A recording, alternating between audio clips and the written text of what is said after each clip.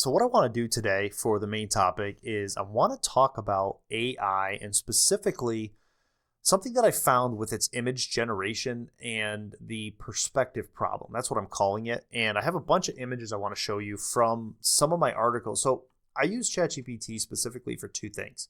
One, to edit my articles once they're done. And two, to create the header images. This is one of the things that inspired me to get back into writing. Was I always had trouble coming up with these header images. I like doing it, but it's always been a challenge. I used to take photographs and post them, but then you have to find a good photograph. And then for a while I was using like royalty-free images, but I got into a situation with that where somebody complained that I used one of their images without their, I don't know. It was a weird thing where they put it on a site that I guess you're supposed to give credit, and I didn't give credit. But I didn't think it was, some of these sites that are royalty free, there's tiers of images and you can sort by those tiers. And I thought that I had picked one that was royalty free, that didn't require me to cite it. And I also didn't even think about it. So it was like, whatever.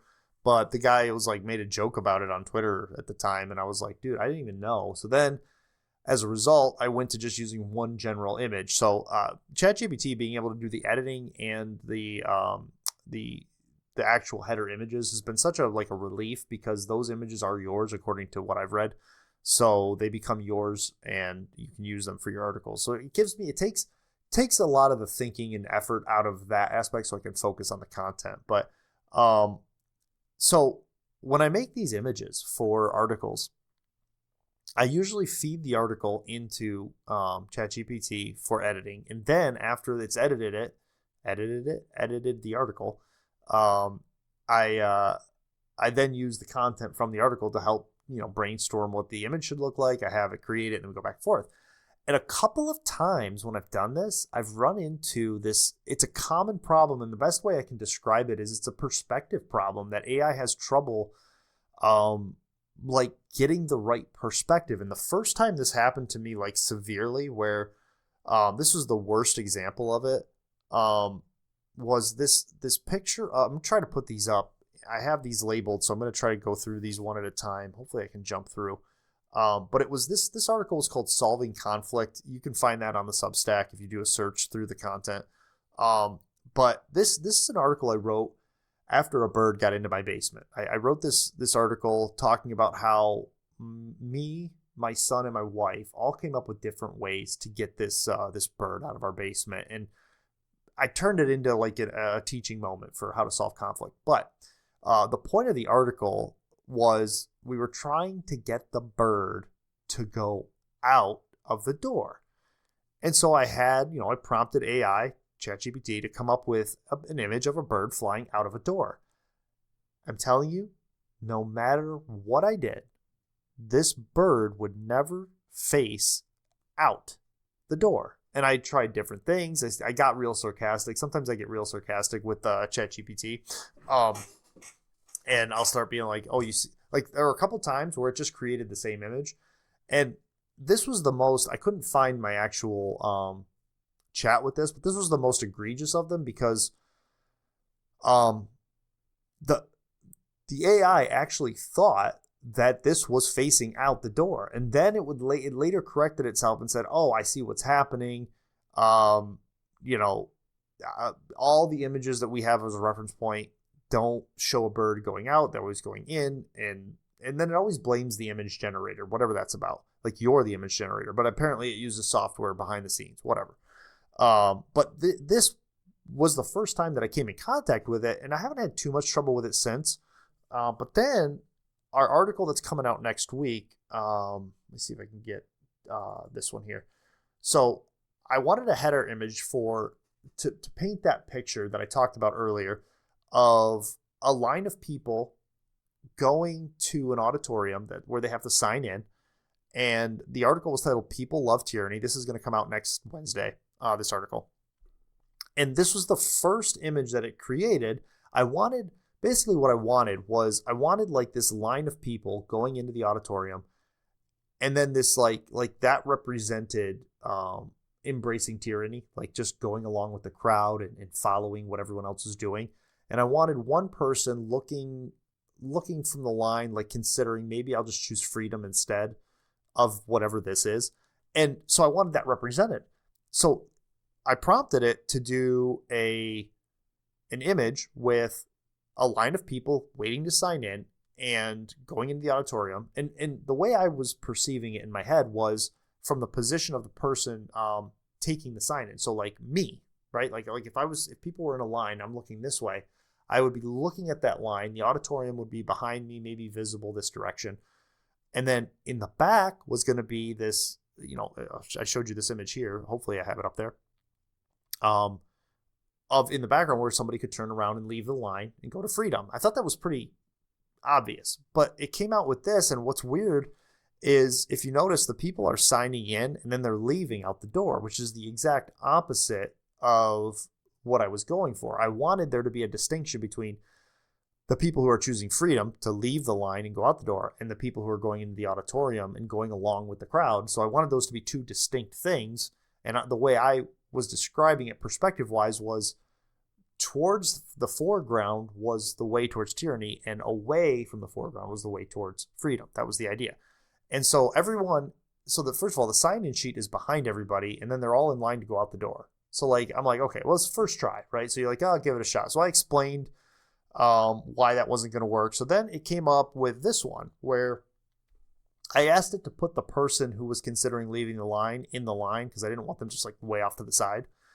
And then it came up with this one, and you'll notice that it kind of understood the assignment, but it's still kind of off. So the sign-in sheet is still from my perspective, but the auditorium is in front of me, not behind me.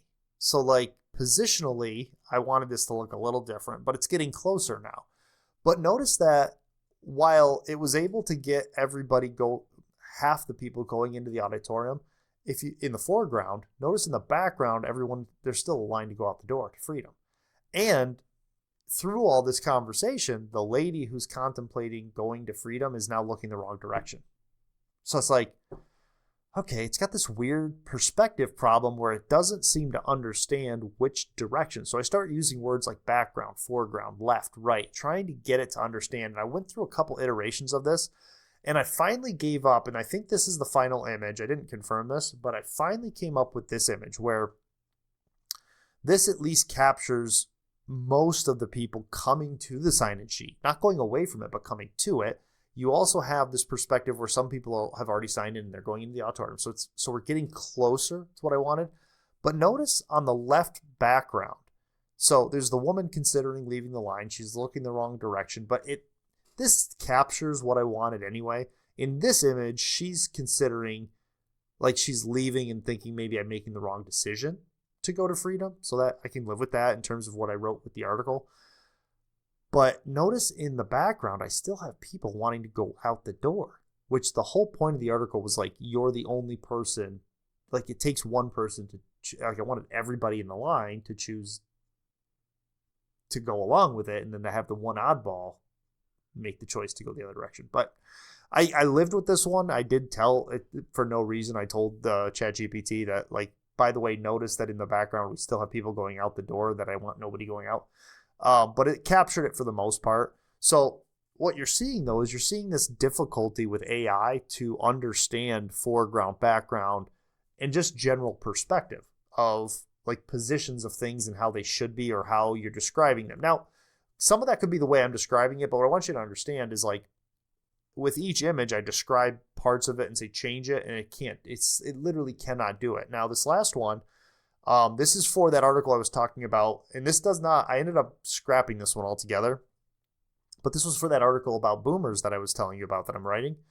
So I wanted a picture of an old man sitting in the passenger seat of a truck with his son driving the truck. Now, my vision for this was from, you know how you enter a truck or a car door where you open it and you're kind of like behind the door? Well, if you were to shut it and stay in that position, you would be able to see the rearview mirror. You'd be able to see the person looking forward, the person in the passenger seat looking forward. And then to his left, you'd be able to slightly see the person driving, but not big. And I even said all this. I was like, yeah, fuzzy in the background is the sun confidently driving, whatever. So one of the things I wanted, and I described this in it, was in the rearview mirror, because from the way I was perceiving this was from that slightly different angle, was looking kind of through the windshield, but you could see the reflection of the rearview mirror, and I wanted the sun setting in the rearview mirror. That was my goal. So I run all this through ChatGPT, and I get this. So if you'll notice, the rearview mirror is literally facing the wrong direction. Like not the rearview mirror. The side view mirror is literally facing the wrong direction. So it's okay. So this is the first one. And also notice that the sun's hand is just in this weird location. It's just floating out there. Like, what is it doing?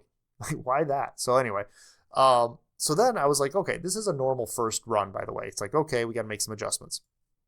So I made some concessions and I told it to do some changes.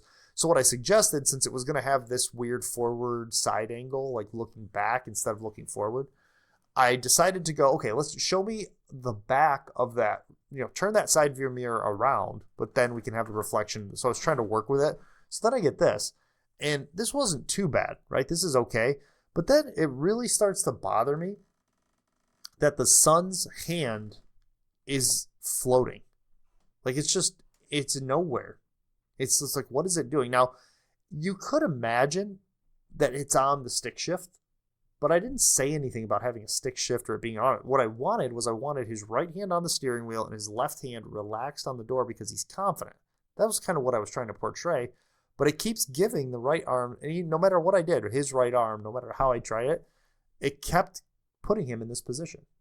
And the more it did it, the more you look at this image, the more it almost looks like the son and the father are two totally different images. That, like, it almost looks like if you were to hide, I'm doing this like you guys can see that.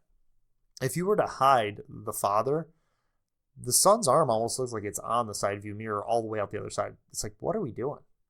So I did try it one more time. I was getting kind of frustrated, but I'm like, let's try this one more time. And this is when I gave up.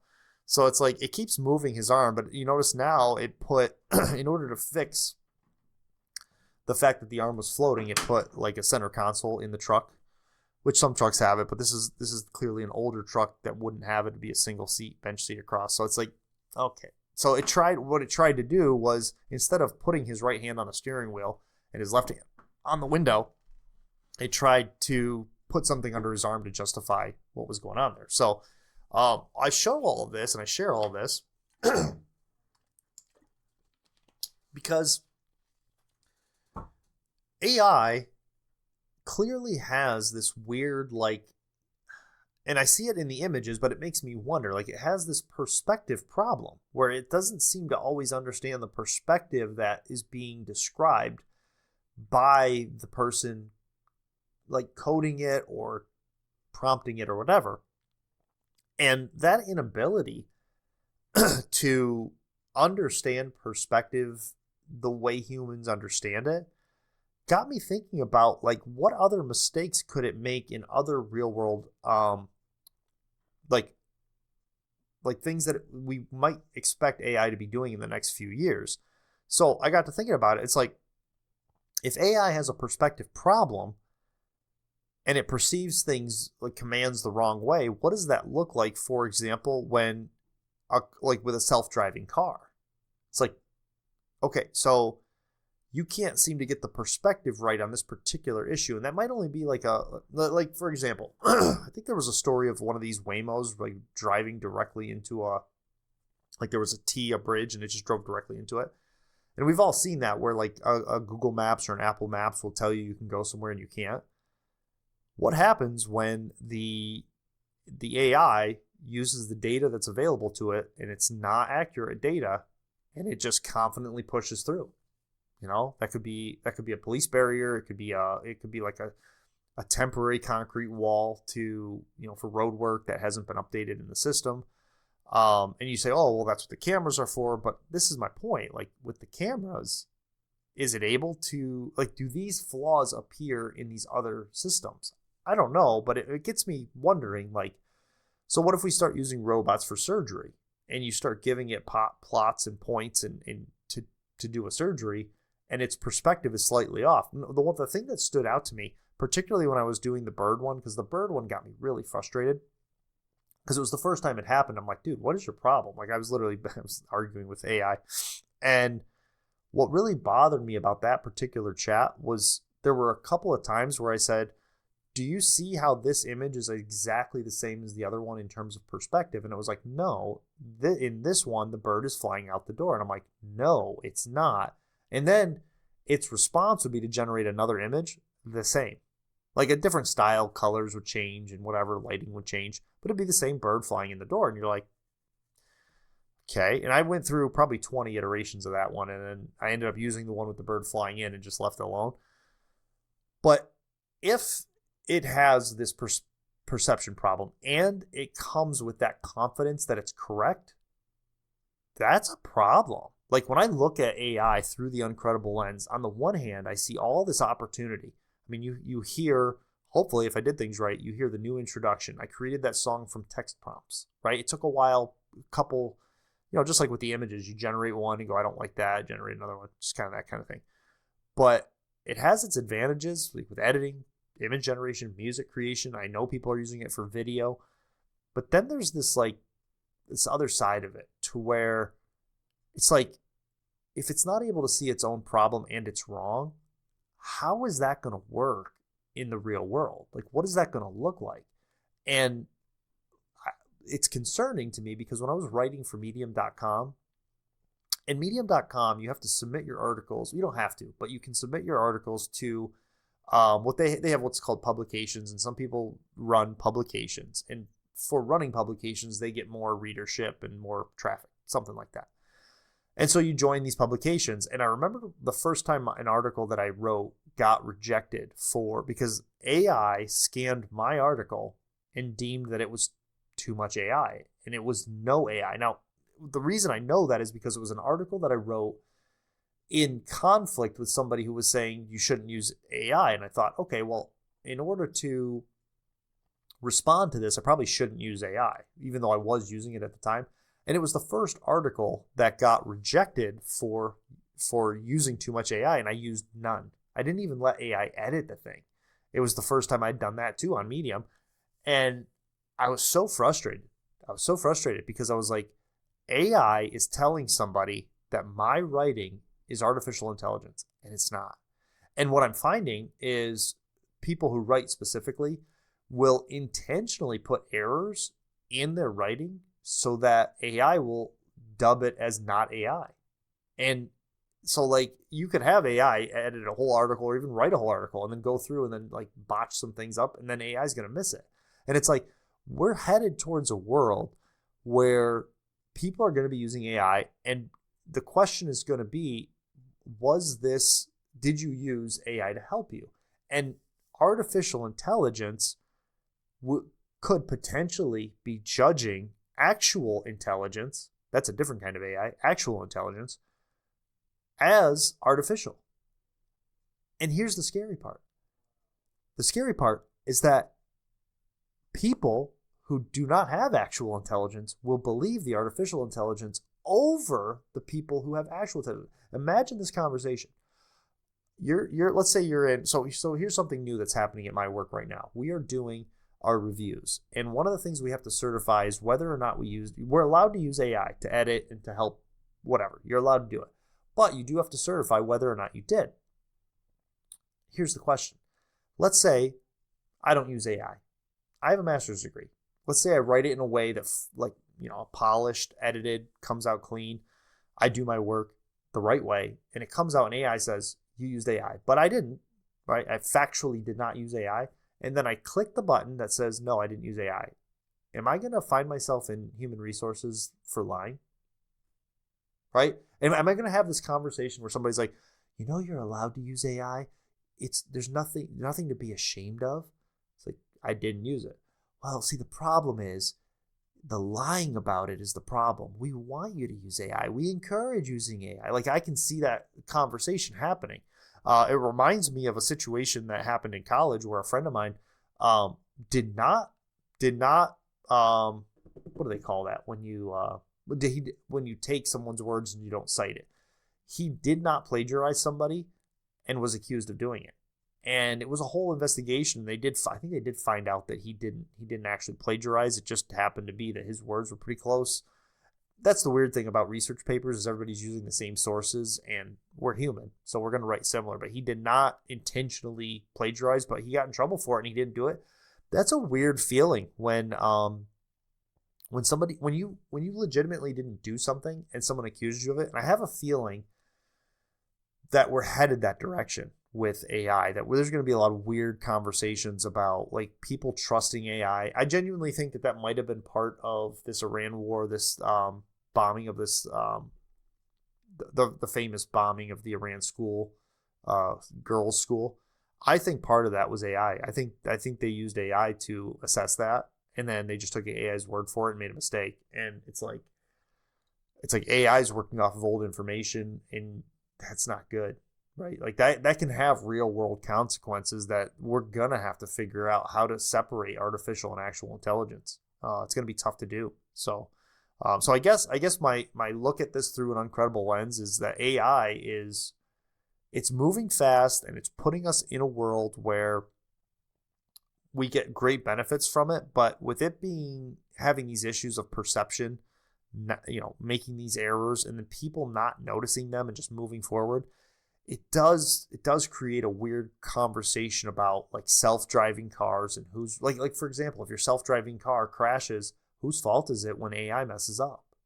Like robotics, surgery, manufacturing. Oh man, like one thing they're trying to do at my work right now is to replace powered industrial vehicles, like manned powered vehicles, with like AGVs, like automated.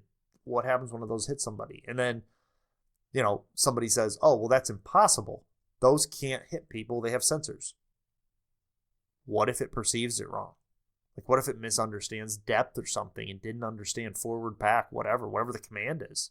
And it was a one-off situation. Those are the kinds of weird conversations. So, and when I look at the world through an Uncredible lens, I see all the benefits of AI, but I also see some scary real world, like, situations happening down the road. So yeah, that concludes the main topic. No quit. Building their wall. While they talk about us. All they talk about us. Educated. Experienced. Still not credible. So we embraced it. Now we're uncredible.